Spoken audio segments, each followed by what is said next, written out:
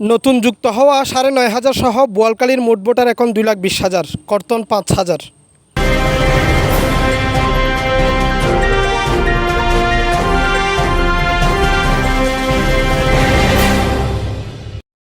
বোয়ালখালীতে মোট ভোটার এখন ২,২০,০৭৩ জন।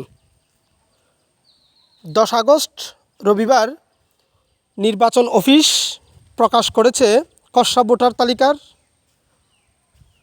তার মধ্যে বোয়ালখালী উপজেলা নির্বাচন অফিস সূত্রে জানা গেছে বোয়ালখালীতে এখন মোট ভোটার ২,২০,০৭৩ জন, যার মধ্যে পুরুষ ১,১৪,৪০১ জন এবং মহিলা ১,০৫,৬৭২ জন।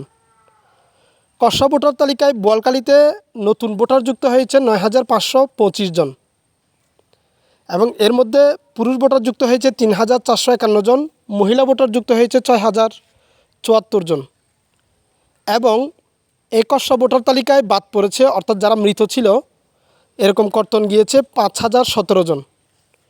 উপজেলার নির্বাচন অফিসার তনুশ্রী গোস্বামী বোয়ালখালী টাইমসকে এই তথ্য জানিয়েছেন।